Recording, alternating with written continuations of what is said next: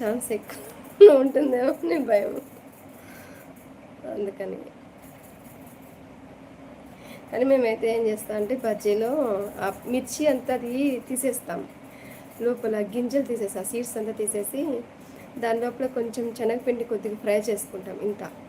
ఇంతే, ఎక్కువ చేయకూడదు. ఒక టూ ఎక్కువ 1/4 kg అంత మిర్చి ఉంటే పెద్ద మిర్చీలు, దాంట్లో ఒక 50 grams కంటే తక్కువ, లేదా 20 grams అనుకోండి శనగపిండి, అంటే ఒక 5 స్పూన్స్ అలా శనగపిండి లో ఫ్లేమ్లో ఫ్రై చేసుకొని వితౌట్ ఆయిల్ లేకుండా అది పక్కకు పెట్టేసి కొంచెం అది వేయించినప్పుడు కొద్దిగా ముద్దలాగా అవుతుంది అనమాట. చల్లగైన తర్వాత కొంచెం అంతా స్మాష్లా చేశారు చేతితో, అంటే పొడి పొడిగా చేసేసి దాంట్లోనే కొంచెం జీలకర్ర దంచుకోవాలి, పచ్చి జీలకర్ర దంచుకొని దాంట్లో కలుపుకొని దాంట్లోనే కొంచెం చింతపండు నానబెట్టుకొని ఆ పల్ప్ అనేది ఉంటుంది కదా, ఆ పల్ప్ అనేది కొంచెం కావాలంటే మనం స్టైనర్ కూడా చేసుకోవచ్చు, మరీ చిక్కగా చేసుకోవచ్చు.